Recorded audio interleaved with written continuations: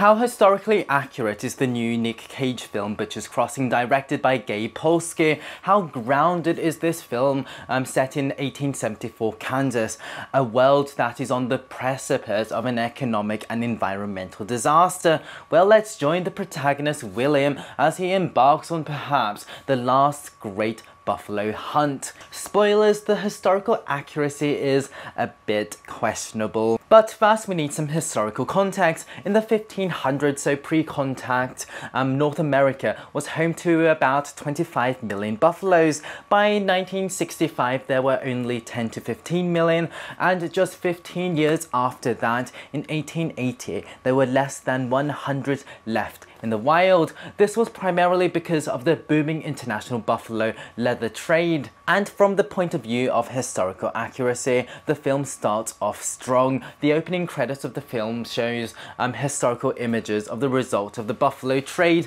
the huge piles of bones and skins. I appreciate this nod to the historical source material, and it really grounds the film in reality despite it being based on a fictional story. We then arrive at the small fictional frontier town in modern-day Kansas called Butcher's Crossing. To my eyes, it looks a bit too aged and run down and well established, considering the buffalo trade boom that is the reason for the town's existence was only a couple of years old at this point. It's however a very vibrant and busy town, and we see lots of shots of buffalo hides and other grisly remains, which seems very authentic to the old historical photographs, and also quickly establishes buffalo as the main economic resource. This seems quite authentic to me, for 1872 to 4 are the boom years of the buffalo trade. Within 2 years, close to 3 million were killed in Kansas alone. The main character Will then meets the buffalo magnate of the town, McDonald, who seems to have an almost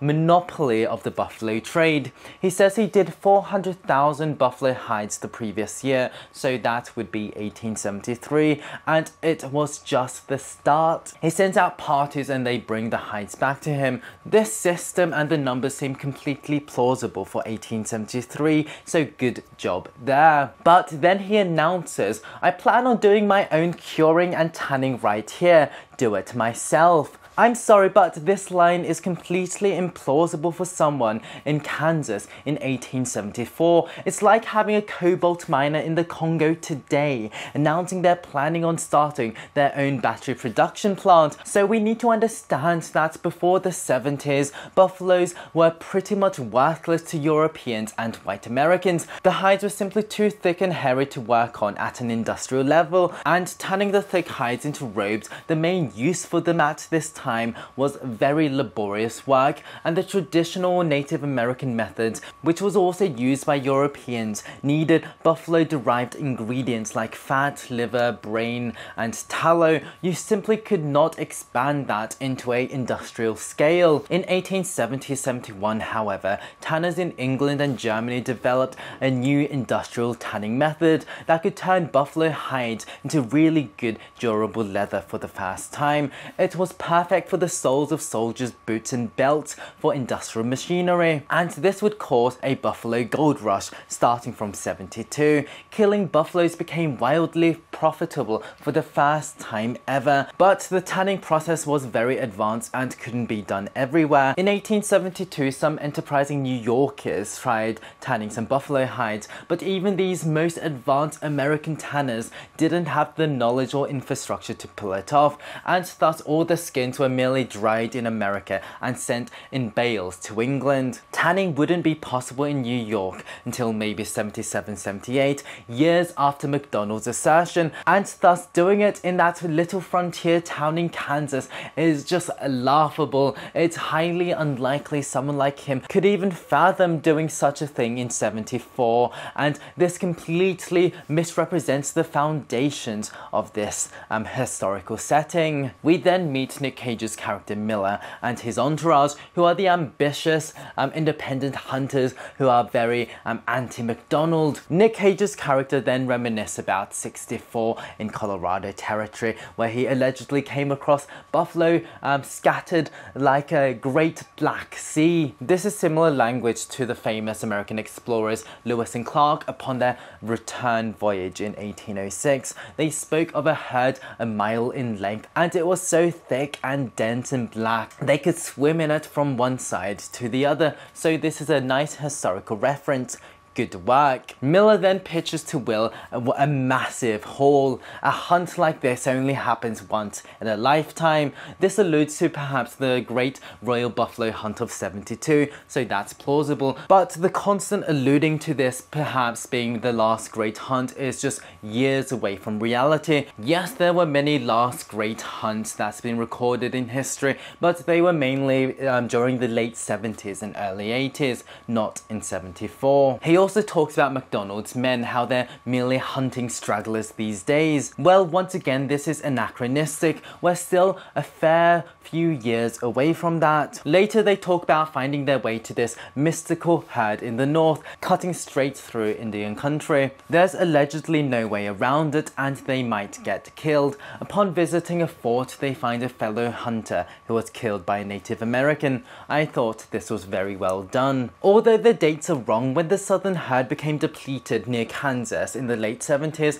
the last great herd was indeed in the north. And the reason why many hunters hadn't yet ventured there before was because there lived the last great hostile native tribe, the Sioux. They were mostly defeated by 76, so they were indeed still a big threat during the time of this film. The film after this is kind of predictable. They head out to find this mystical great herd in the Colorado mountains.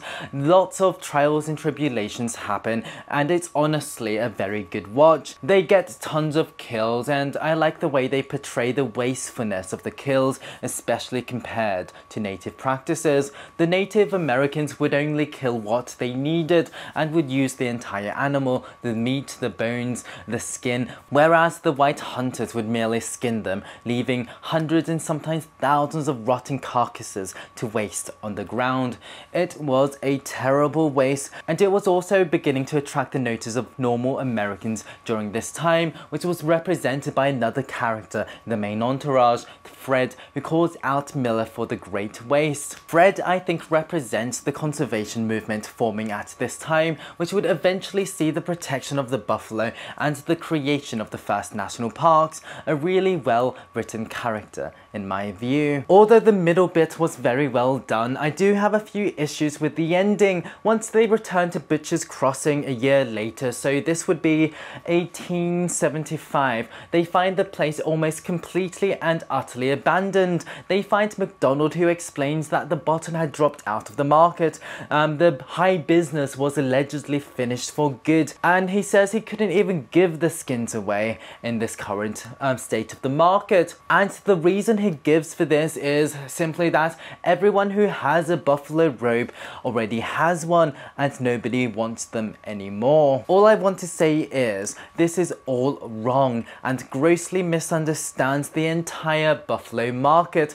Yes, traditionally, pre-1870, buffalo skins were mainly used for robes and coats for the domestic market, but after the tanning innovations in England and Germany of 1870 that I spoke of previously, that could turn these hardy skins into useful, tough leathers, this completely and utterly transformed the market into an international space, and it grew exponentially from 1872 to 1874.